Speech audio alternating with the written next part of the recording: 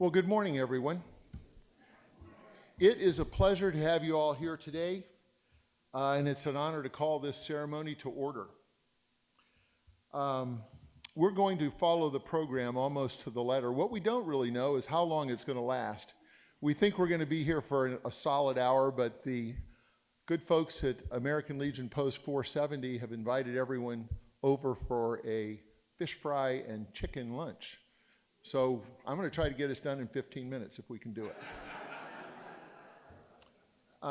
We're going to begin the ceremony now with an invocation. Then we will do that. Then we will follow the invocation. Come on up, Pastor. Then we're going to have a POW MIA recognition ceremony. Then we're going to have the presentation of the colors. At that point, we'll all stand and render honors as we recite the Pledge of Allegiance. But for now, please remain seated and turn those phones off. Thank you, Al. And good morning, neighbors and friends. I've been drafted to do this within the 15-minute limit, and we'll do our very best. So join me in prayer, please. Almighty God, since the founding of the United States 243 years ago, you have blessed our nation through conflict after conflict and war after war, to go forward in peace. 5 decades ago, more than 9 million U.S. armed forces served in the Vietnam era. We lift up to you the 6.4 million living veterans and the 9 million families of those who served in that era. On this National Vietnam War Veterans Day, we join the governing leadership of the City of Fishers in honoring and thanking our veterans, their spouses, and families for their service and sacrifice in the lengthy Vietnam War. Keep etched in our memories the more than 58,000 names of men and women on the memorial wall in Washington, D.C., who made the supreme sacrifice to secure the blessings of life, liberty, and justice for all. Continue to heal those who bear the effects of the body and mind, including those who were prisoners of war. Inspire our speakers as we thank you for the opportunity to once more recognize how precious freedom is. May our observance be a timely reminder that our freedom, which was purchased at such a high cost, should never be taken for granted. We know how true this is for those whose loved ones still remain unaccounted for. We realize that peace is more than a word, and may it ever be your gift to us. In the name of the Lord, amen. Thank you, Pastor Kuznick. Now, if you would direct your attention, please, to the front of the auditorium to your right for a POW MIA recognition ceremony, which will be conducted from this podium by Mr. Kyle Fisher, who is the commander of Post 470. Kyle?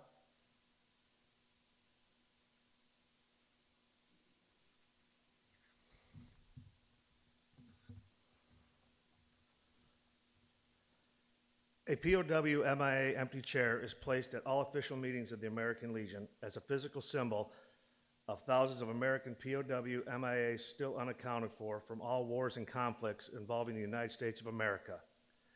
This is a reminder for all of us to spare no effort to secure the release of any American prisoners from captivity, the repatriation of the remains of those who died bravely in defense of liberty, and a full accounting of those missing.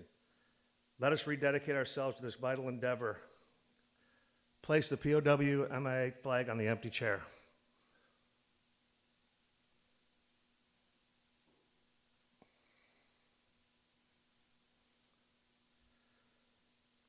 The significance of the POW MIA table. The table is small, symbolizing the frailty of one prisoner alone against his or her oppressors. The tablecloth is white, symbolic of the purity of intentions to respond to their country's call to arms. The single rose in the vase signifies the blood they may have shed and sacrificed to ensure the freedom of our beloved United States of America. The rose also reminds us of our missing comrades, families, and friends who keep the faith while awaiting their return. The red ribbon on the vase represents the red ribbons worn on the lapels of thousands who demand with unyielding determination a proper accounting of our comrades who are not among us tonight. A slice of lemon on the plate reminds us of their bitter fate. The salt sprinkled on the plate reminds us of the countless fallen tears of families as they wait. The glass inverted, they cannot toast with us today. The chair is empty, they are not here. The candle is reminiscent of the light of hope which lives in our hearts to illuminate their way home, away from their captors, to the open arms of their grateful nation. And the American flag reminds us that many of them may never return and have paid the supreme sacrifice to ensure our freedom. Thank you.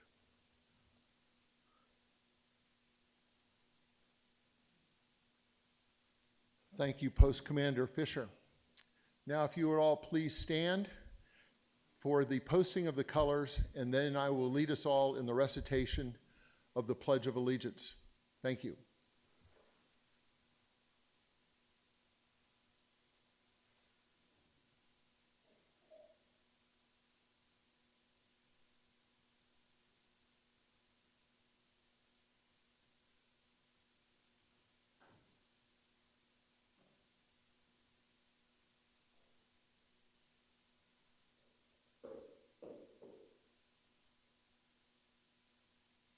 I pledge allegiance to the flag of the United States of America and to the republic for which it stands, one nation, under God, indivisible, with liberty and justice for all.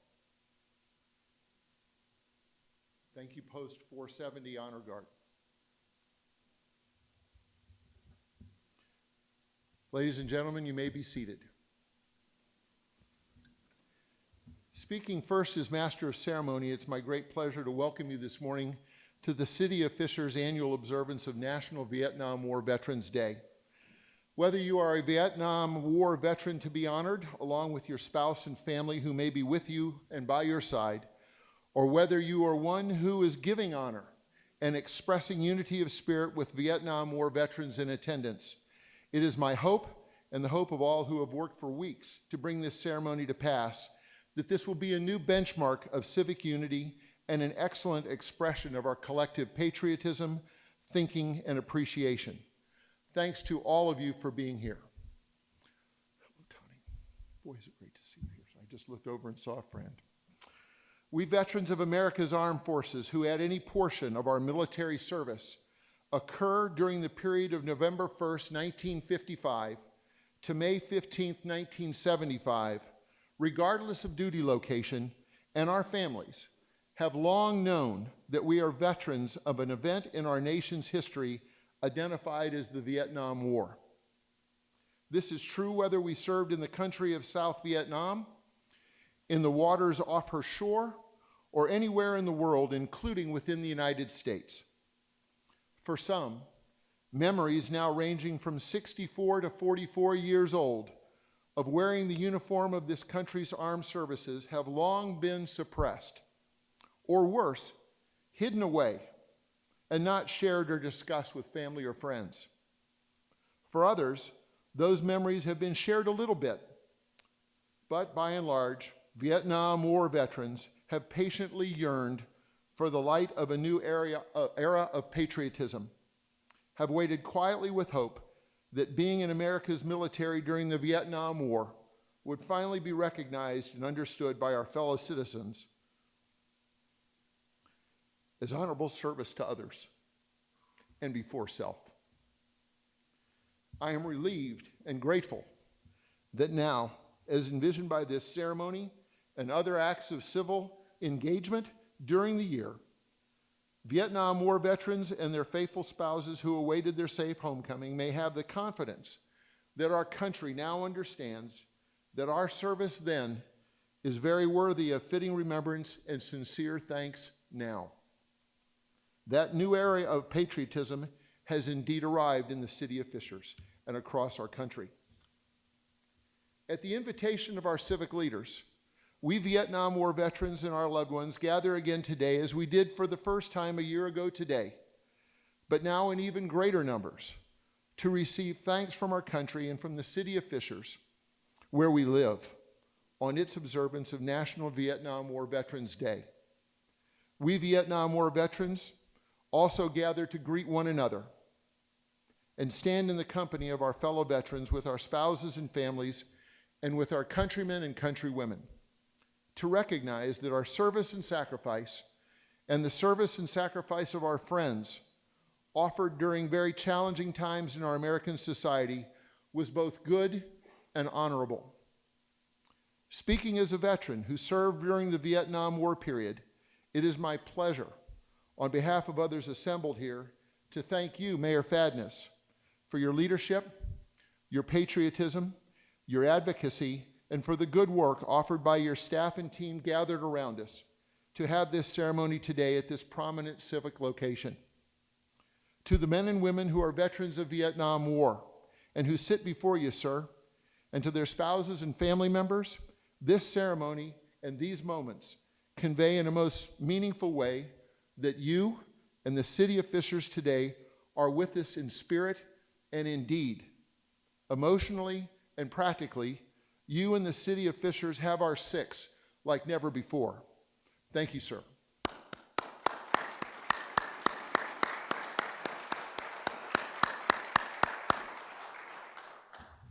A little more than 2 years ago, Indiana's former United States Senator Joe Donnelly and Pennsylvania's Senator Pat Toomey co-authored bipartisan congressional legislation entitled the Vietnam War Veterans Recognition Act, which was introduced to the United States Senate on February 3, 2017. After unanimous passage that same month by the Senate, then unanimous approval by the U.S. House of Representatives in early March 2017, that act was signed into law on March 28, 2017 by President Trump. March 29th annually became America's National Vietnam War Veterans Day with that act. In history, March 29th was the day that the Military Assistance Command Vietnam was deactivated in 1973. As this ceremony's MC, and on behalf of Mayor Fadness and the city of Fishers, thanks to each of you for arranging your late morning schedule so that you could attend today. To each Vietnam-era veteran here, and to their spouse and family members, thank you for your distinguished service to America.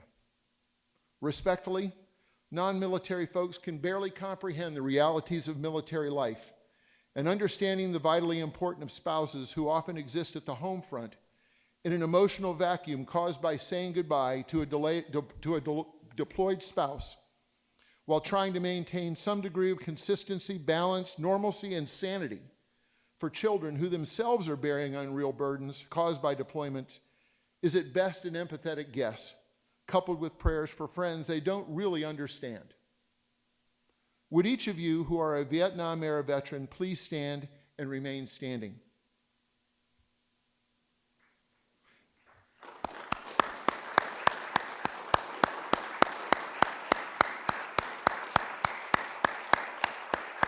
Please remain standing. Thank you, gentlemen.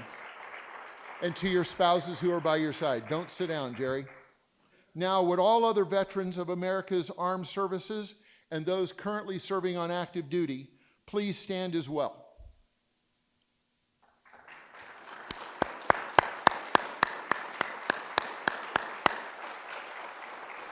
Together, those of us who are standing are a band of brothers and sisters. Together, we should breathe in deeply and savor the appreciation being expressed now by our country and her people for the honorable service of our Vietnam War colleagues, as well as those who have served after and before Vietnam. Please be seated. On behalf of Mayor Fadness and the City of Fishers, it is also my pleasure to thank all local, state, and United States elected officials or their representatives for your attendance here today. Would you, our elected officials, please rise and accept our applause for your service to our state, city, and country.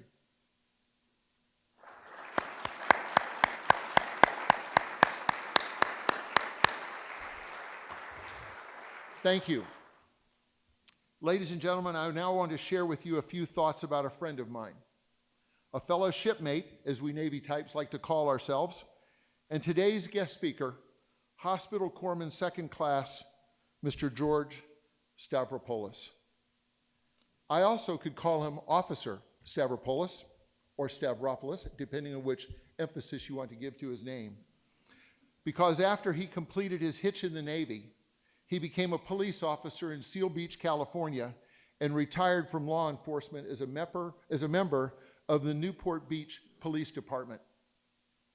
George served during our country for 4 years in the United States Navy during the Vietnam War. During his late teens and early 20s, George was what the Navy called a hospital corpsman.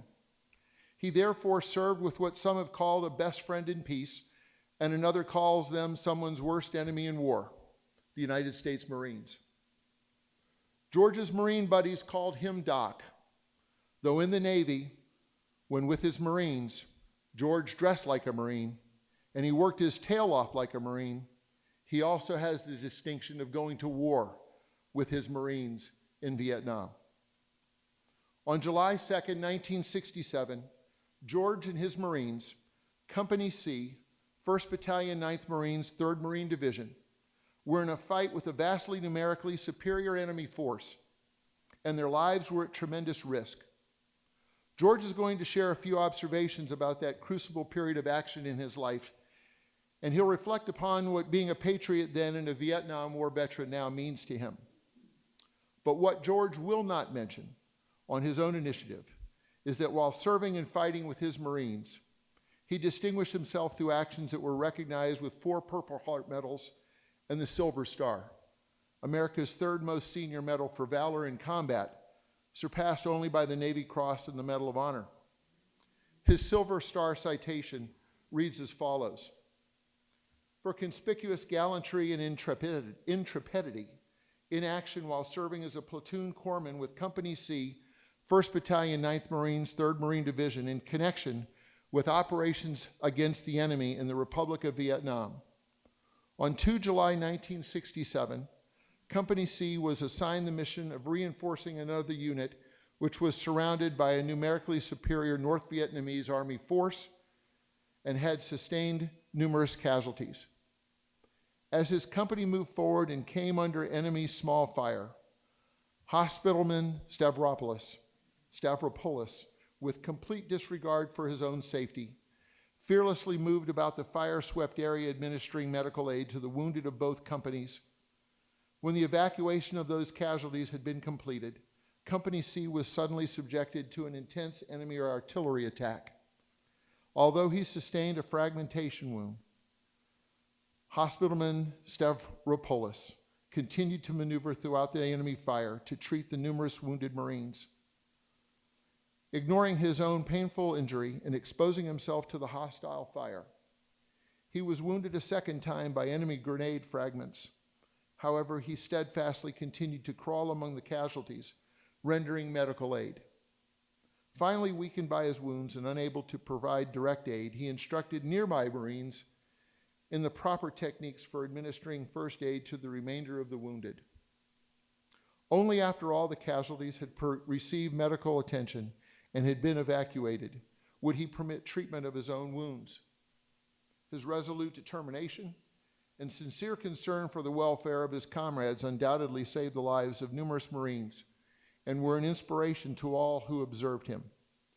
By his steadfast courage, exceptional professional skill, and selfless devotion to duty in the face of extreme personal danger, Hospitalman George Stavropoulos upheld the highest traditions of the Marine Corps and of the United States Naval Service. Lest you lose sight of the context of the Vietnam War for his time of service to a country called the United States and South Vietnam. It's a disappointing reality to admit, but after returning to the United States, George stopped wearing his uniform because even some in uniform challenged and ridiculed him for apparently falsely wearing medals associated with valor in combat that was inconsistent with his youth or having lived through what the medals on his chest represented. This is not the first time that George has been able to stand before Americans and speak. He has had the privilege of standing at the Tomb of the Unknowns and participating in a wreath ceremony, for example. But it's the first time he's spoken in a ceremony like this one in this city that he and Patty now call home. Ladies and gentlemen, our guest speaker.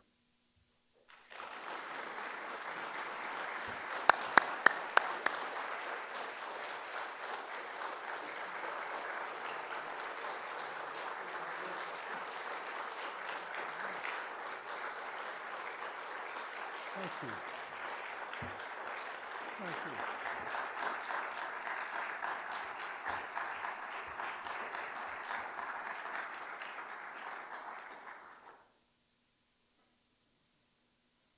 This is going to be a hell of a lot harder than I thought.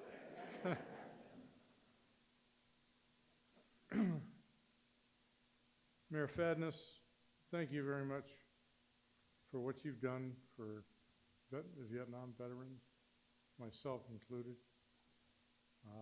I've watched you lead this city for several years now, and you've assembled an outstanding staff who not only are professional, but they actually enjoy doing what they do. And that's what makes this work, is the outstanding service from your office. And I thank you very much for that. I will say, no, that was the first time that I've heard that citation read since the day I received my Silver Star in 1968. And it's the first time I've heard read all the way through, and I have not read it in a number of years myself. But I would like to make a few remarks about that particular day, so you get a context of what we were experiencing. First of all, I was 20 years old, and I pride myself in telling people that I had received 4 Purple Hearts and a Silver Star before I could vote or legally drink.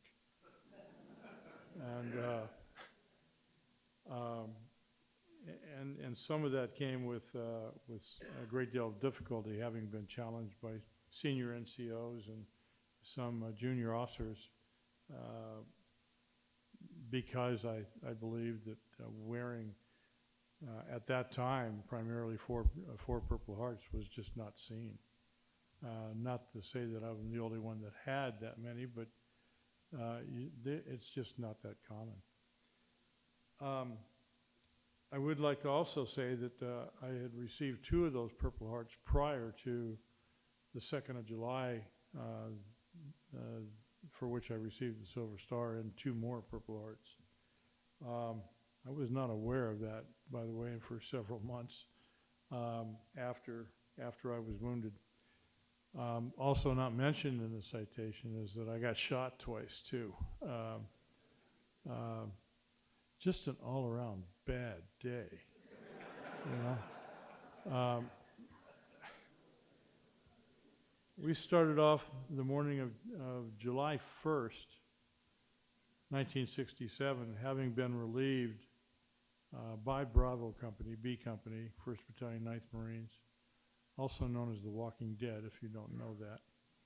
But we were relieved by B Company in an area just south of Quezon, and generally in the area of the demilitarized zone, in the area that was commonly referred to as McNamara's Wall, which was a stretch of land that was totally destroyed of any vegetation by the use of Agent Orange and assorted other things. And we were charged with patrolling that particular area. We'd come into contact with NVA smaller groups for several weeks.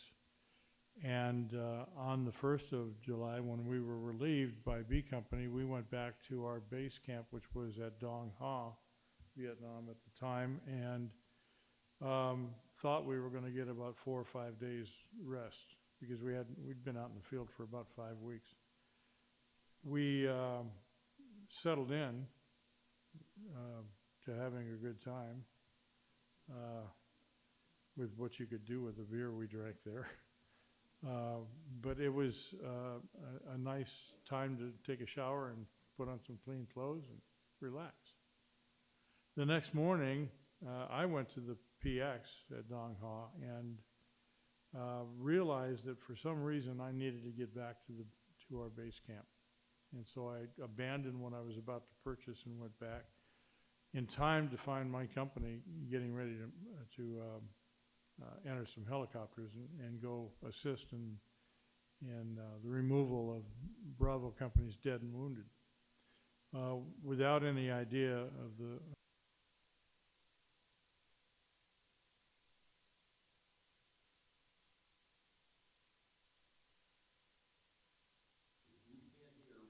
Yeah, well, I'll just speak.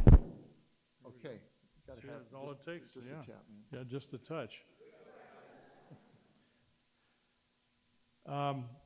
I managed to get my gear and mount out with my company, C Company, and we were a few people short ourselves because we'd had some casualties. I went to the last helicopter that was about to leave and managed to get on that one. And consequently, our helicopter was the first one to rotate down and land. From the air, as we circled the area where Bravo Company had been attacked, we could see that for about 50 yards on a tank trail that led up near Quezon, there were nothing but bodies of dead Marines that you could see from above. And we landed and immediately came under the same fire. Bravo Company, which had about 200 men in it, walked into a 5,000-man North Vietnamese U-shaped ambush with crossfire 50 caliber machine guns and artillery from across the DMZ for the first time during the entire conflict. We landed and I began doing what I could to assess the extent of what we had in front of us. And I'll point out that every single officer, radio man, and 7 of the 8 Navy hospital corpsmen were killed in Bravo Company's initial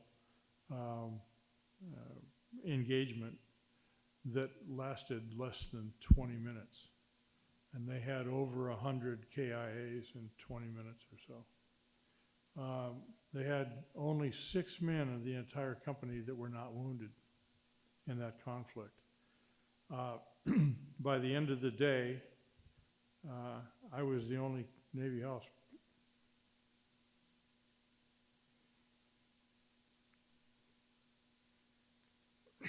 I was the only Navy hospital corpsman left. And several of my friends, including the 2 guys I had breakfast with, were killed. And we suffered about 60 KIAs. All told, Bravo Company and Charlie Company were rendered completely inactive. We were not able to function as a military unit, combat unit at all. The other 2 companies in the battalion were Alpha and Delta companies, and they were engaged in several different conflicts, and they were separated and suffered their own serious consequences. By the end of that day, the 1st Battalion, 9th Marines was a totally inefficient and devastated Marine Corps battalion. That particular day, wounded by fragments from a grenade, actually was one of the worst wounds I had. It severed the femoral artery in my knee, and had to deal with that. Plus, I had severed artery and nerve in my left shoulder from a gunshot wound. I happened to see the North Vietnamese soldier that shot me, and fortunately he was neutralized rather quickly by others. All told, had it not been for the fact that we were evacuated the way we were, I would have probably died overnight. And I'm forever grateful for the Marine Corps getting me out of there. I had experienced something that reoccurs in my thoughts at least daily, if not more often. And it's been 52 years, and look where we're at today. 52 years ago, when I got, well, 51 years ago, when I got medevaced home, I was greeted at the gates of the Marine Corps Air Station El Toro, California, en route to a U.S. Naval Hospital, Long Beach, California, by ambulance, by a group of protesters that almost succeeded in turning the ambulance I was riding in over. There began a period of my lifetime where I was extraordinarily bitter toward Americans as well as the Vietnamese people. Fortunately, I think I've overcome all of that, and still live with it, but I've overcome a good portion of that. What makes me particularly proud is what I see in front of me today, and knowing that this movement, the honoring the Vietnam veterans of that war, who served either onshore, offshore, or wherever they were based. We were a team, a big team, but we were a team no less. And everybody that served in the military and wore that uniform did the best they could, whether it was a chosen job or not. And that's what makes American military great. And I was in the Navy. I was sworn into the Navy. But I have a great love for the United States Marine Corps. And to those Marines out here, Semper Fi. I would like to make just a couple more remarks, and then I'll close it up. But we heard some of the statistics about the numbers of men and women that served during the entire Vietnam conflict. And out of the 58,148 the numbers that I saw, that were killed in action, I knew a good many of those men and women, one Navy nurse in particular. I saw some other statistics that bear out a little bit of what we went through. 58,000 plus KIA, but there was 304,000 wounded veterans. So I don't know what the numbers are in terms of how many are still surviving. I'm glad to be one of them. And I think as the years go by, we'll lose more and more of our veterans. We're getting up there in age and afflicted by numerous conditions. I wanted to point out also that there are some misconceptions about military service in Vietnam. For example, one statistic that really struck me was the fact that World War II veterans served an average of 40 days in combat over the 4 years of World War II.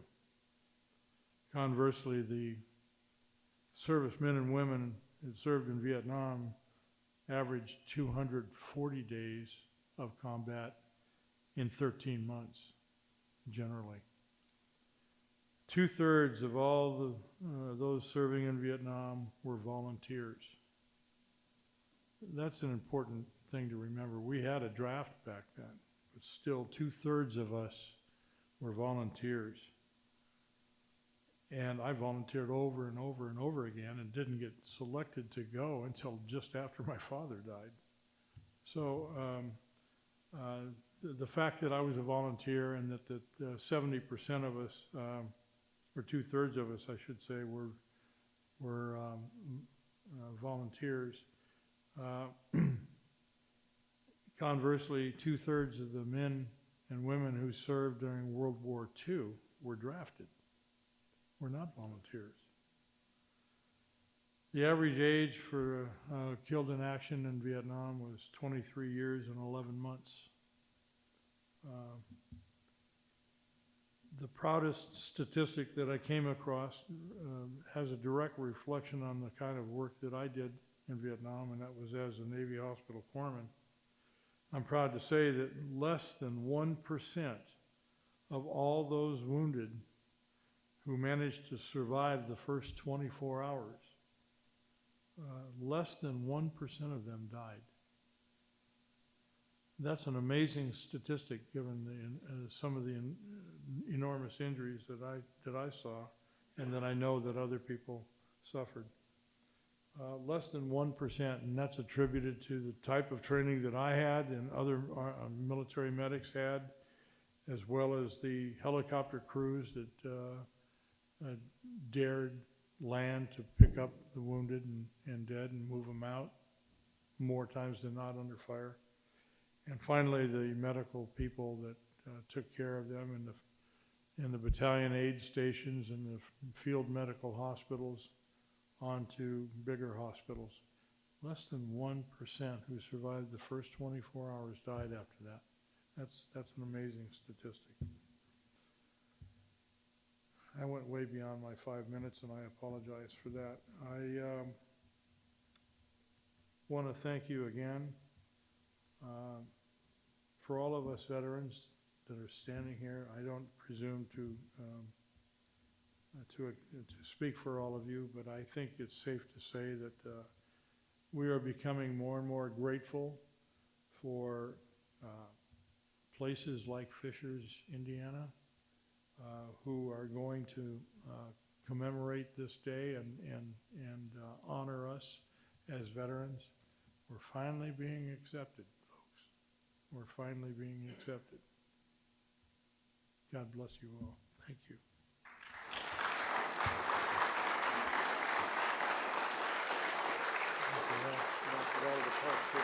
Thank you. Thank you.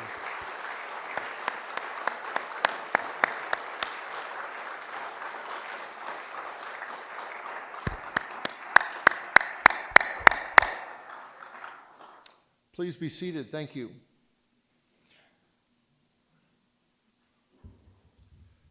This almost seems paradoxical, but we're going to listen to music now.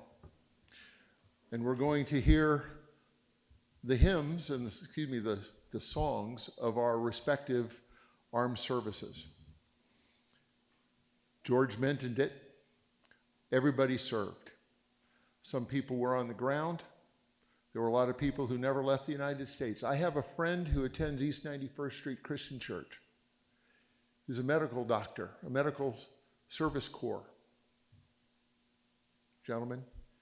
And he is embarrassed to identify himself as a Vietnam veteran. Not because he's ashamed of his service. But he said, all I did was help Marines go to Vietnam when I served at Camp Pendleton for 4 years. And I said, Tom, you got it wrong. You touched a lot of people. He's 71 years old. And he's also one of my mentors. And I'm talking to him when we go to McDonald's for a Coke. I'm helping him see the light. It's okay. Wherever you served, we served. Now we will enjoy an Armed Forces medley performed by the White River Brass Troupe. When you recognize your song, please stand while it's being played, then sit down so somebody else can stand up. We'll hold our applause till the music is over. Gentlemen.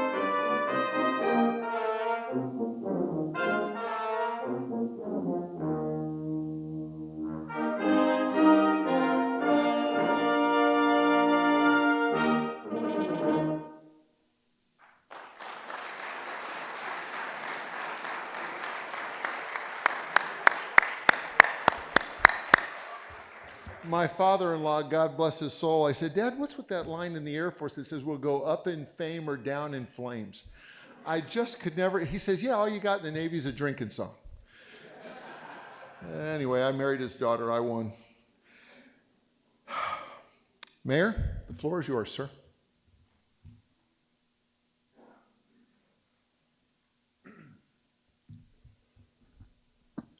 George, I can tell you there is no more humbling spot to be as an elected official than standing in the shadows of a true American hero here at the podium today. So thank you for your service and thank you for your comments today. Much appreciated.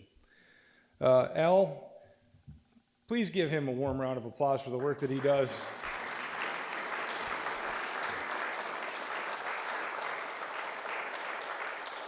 I'm going to share a couple brief stories with you, a convergence of stories that come to mind today as I reflected upon this event. My motivation when I started as town manager, it's almost been 8 or 9 years ago now, and I looked at how we were honoring those who have served our community, our country, reminded me of my grandfather. So my grandfather was one of, 5 brothers, 6 total, 5 serving in World War II all at the same time. Served in the Navy.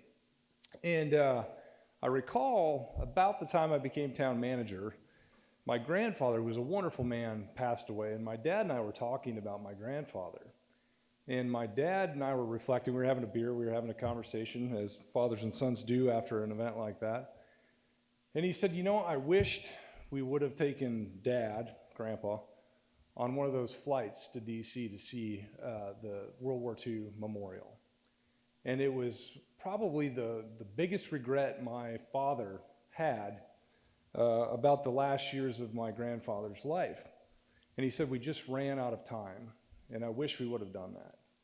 And then as I think about last week, someone said something to me that just stuck with me in reflection on this event today.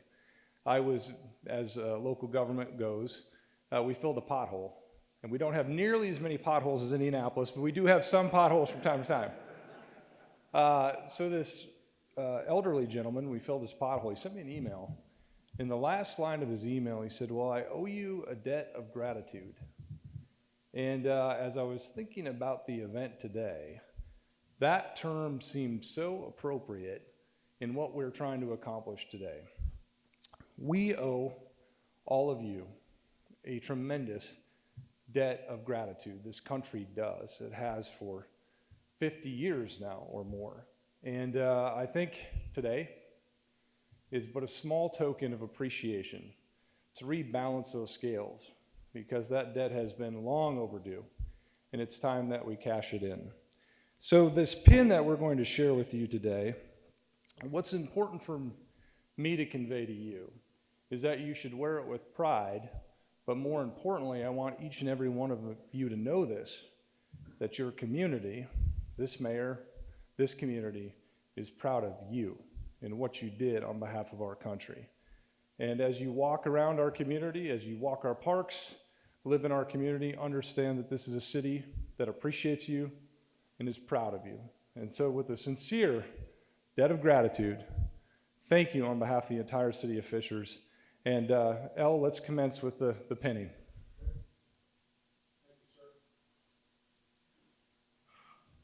Let me find my script. May I speak for just a minute?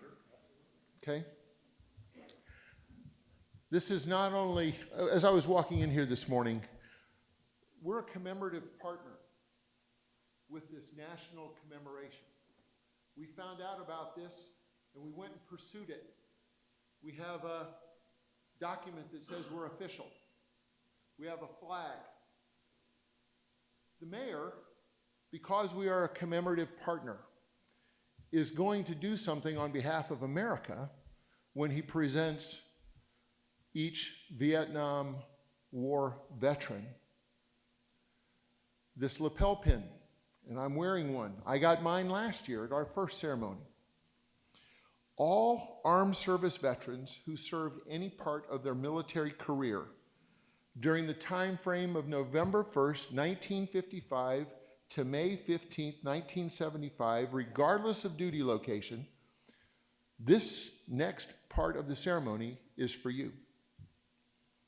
Veterans will first receive a commemorative Vietnam lapel pin from the mayor.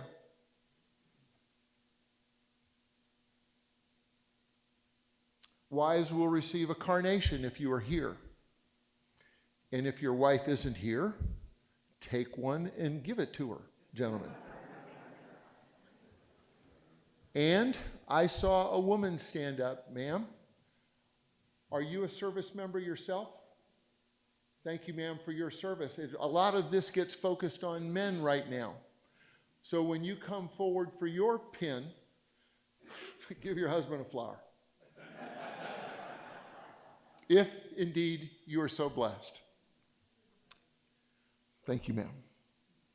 I also want to say this.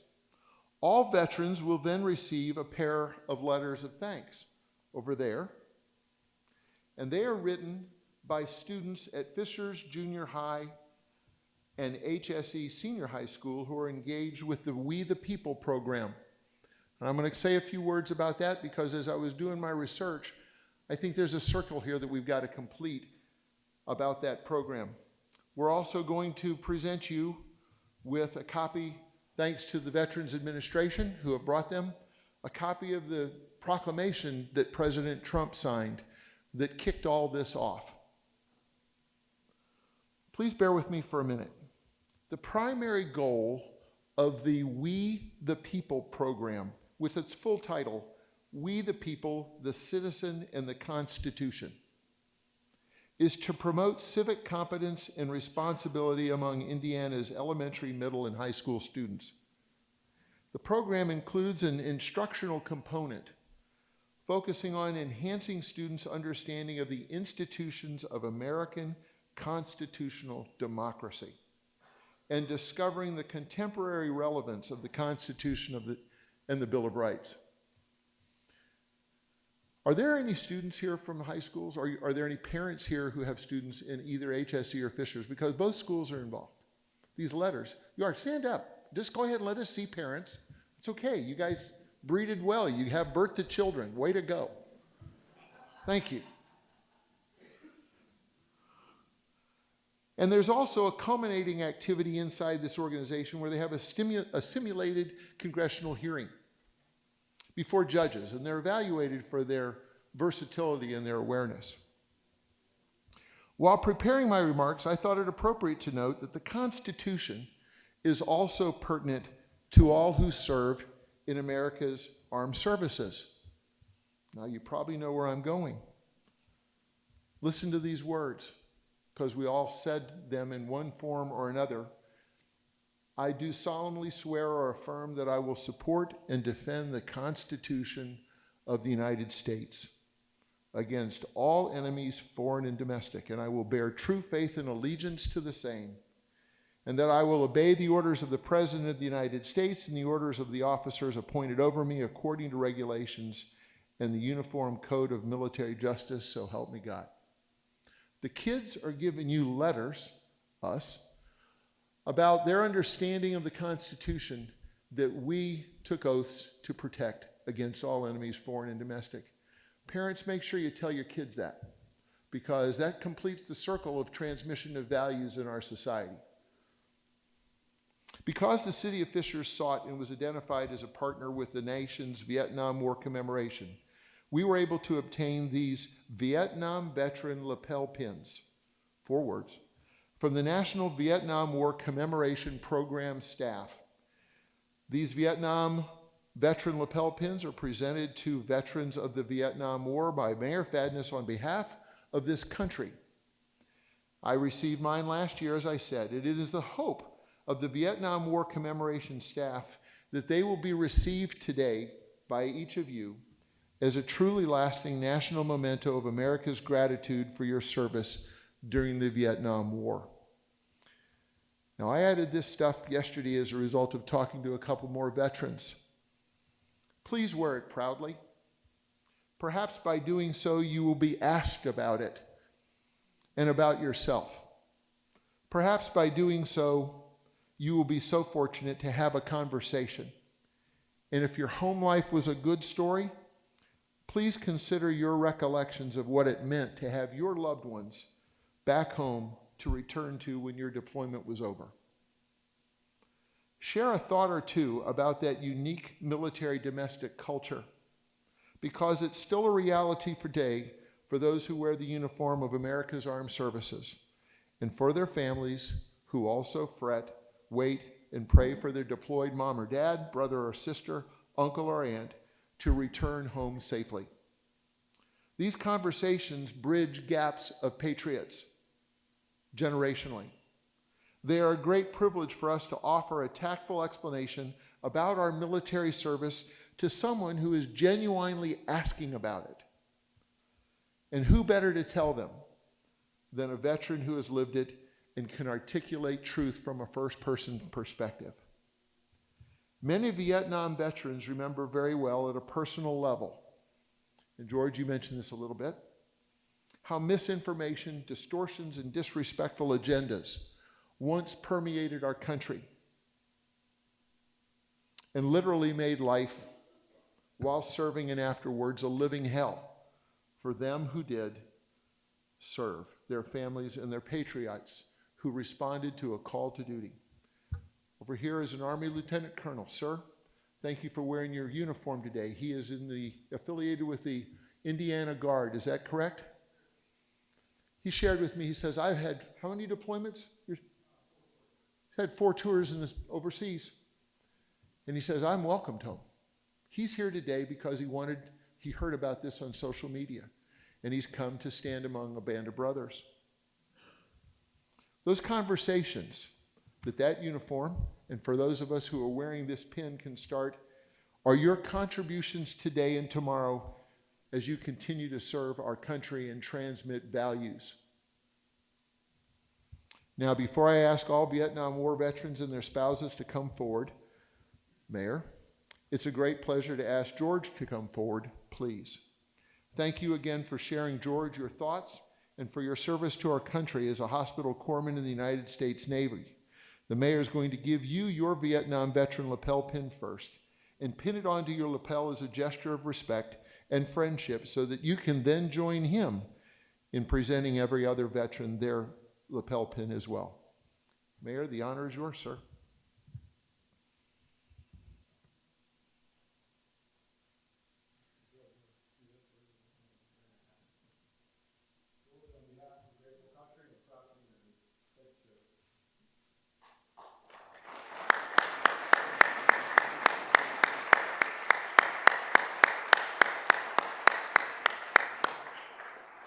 All right, George, don't sit down. Mayor, please, you're going to be standing right over here. Now, here's what we'd like to do, folks. We're going to proceed around the room for all the Vietnam veterans, please. And if you have your spouse with you, please come forward as well. And come around to this way. Jerry, get on up here, and he's going to be manning the pins. And you're going to shake hands. You're going to shake hands with the mayor, and the mayor's going to present some pins. And then you're going to walk across here, and there's going to be somebody else standing over here. Richard? Sir, you're going to be standing over here and handing out flowers, right? Okay, come on up. Let's get in position. Now, folks, we don't want to have long speeches up here shaking hands, or we'll never get to lunch. And all you're going to do is just present it to them. Come right on across here, sir.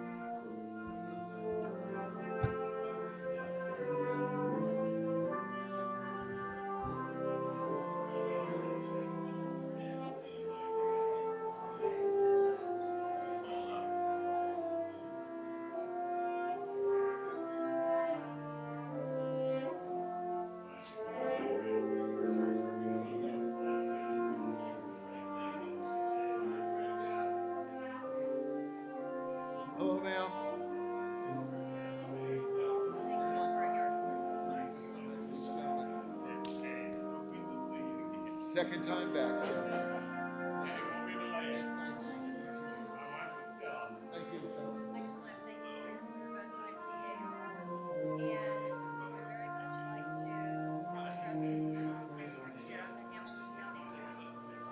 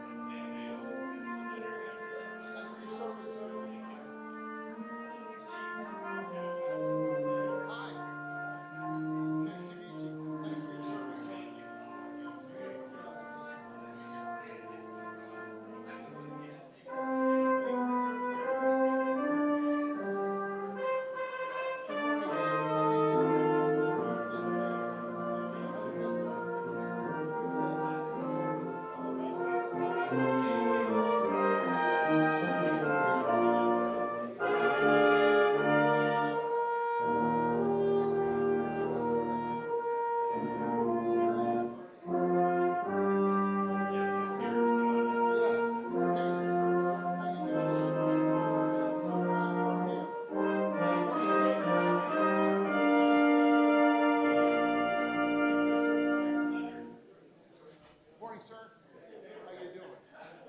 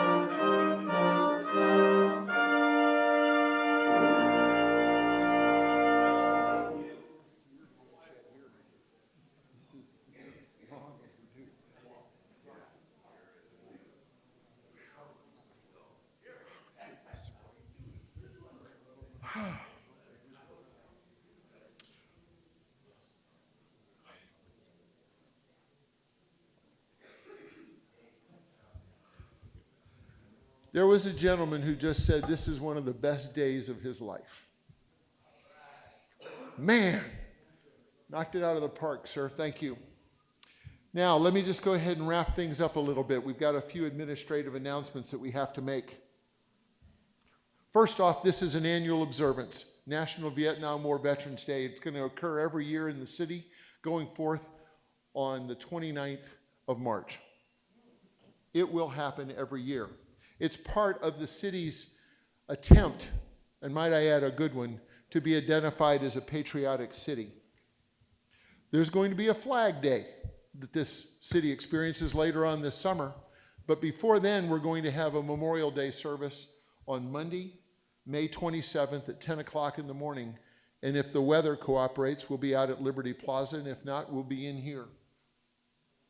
During that Memorial Day ceremony, the city of Fishers will honor all Americans of America's armed services who gave their lives while serving on active duty. And we heard about 58,000 plus of them today. So a lot of people need to attend in honor of those who can't. I invite you all Vietnam veterans to remember to wear your lapel pin on every occasion you have. This banner is going to show up multiple times at city events, and you're invited to sign that and put your branch of service on it. Notice that it is to say thank you for your service. Next to the banner at that table is a sign-up sheet on which all City of Fishers veterans are encouraged to make themselves known. Give us your name, email address, so that we can communicate in special ways with you and help develop community inside of community for community. There are booths in the back that are staffed by members of the Fishers YMCA and the Veterans Administration. I see, are both of you at the same table? Just the VA. Well, wave your hand, please, ma'am. Thank you. Thank you for being here. I invite all of you to go by and see what they have of information for you. Outside at Liberty Plaza, I know we say this again and again and again, there are pavers out there. Now, this is not a fundraiser for the city. This is a fundraiser for your heart, so that you can go ahead and recognize people who you want to put into that permanently. And I'm just going to tell you, the best thing that ever happened to me was when my kids survived and started having children. And I'm a grandparent, and I bring my grandkids by, and after we've had a nice lunch somewhere, we go by and we talk about their great-grandpas, because there's a brick in there for my dad and for Kathy's dad. And it's nice to have that reference point for those kids to understand that something is there for them that they no longer see in person. Rebecca, where are you? She has the sign-up sheets to buy your bricks. Isn't that correct, ma'am? Okay. And you know, I think, is it fair to say that if people sign up today, take that and get it done within the next week or two, it'll be in by Memorial Day? Thank you. Thank you very much. Finally, I ask you to take a look at the bottom of today's program. The good friends and members of Fishers American Legion Post are hosting a free fish fry lunch and chicken. We're going to get there eventually. Kyle, thank you very much for your leadership at the Post, sir, and for all the folks over there who are following your example and making that gesture available to us today.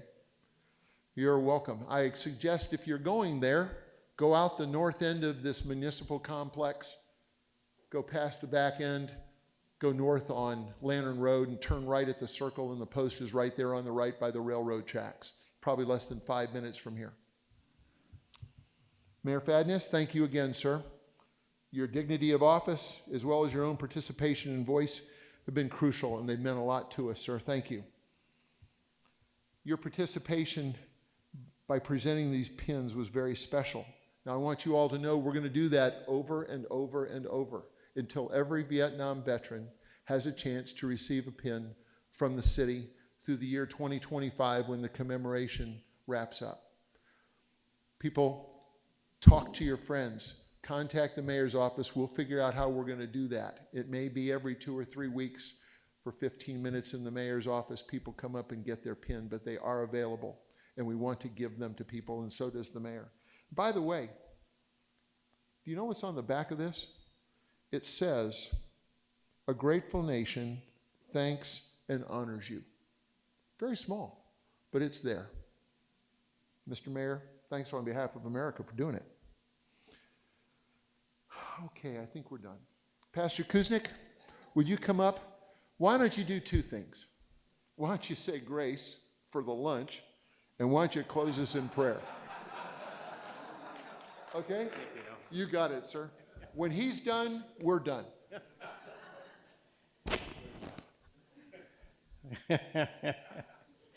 Well, thank you, Mr. Mayor, and thank you, Al, and all of those who have spoken. And I'm just tickled pink and grateful to be drafted by good friends and to be here with all of you. Each one of you are very special. It was very touching to watch you walk through. And George, we certainly thank you. So wherever you were stationed, hope you know and believe God was with you. But George, I got to tell you something very carefully. You've messed me up. I've played bocce with you. And I know that you just had some surgery on your back and you're still healing. And so the next time I play bocce with you and I remember all these things you said today, oh man, how am I going to throw that ball? But I'm going to. Because all of you people made that freedom possible. Let us pray. Lord, may you bless the food that's being prepared for the nourishment of bodies. May you bless the conversations that will take place to share story after story. May you bless all the lives that attend this meal together. And may your presence ever be special to them, we pray. In the name of the Lord, amen. And now leave with good words and benediction. May the Lord bless our minds with wholesome memories. May the Lord grant to us grateful hearts and peaceful souls. And may the Lord surround our country and our community with his care, that we are blessed when any one of us says, "So help me, God." Amen.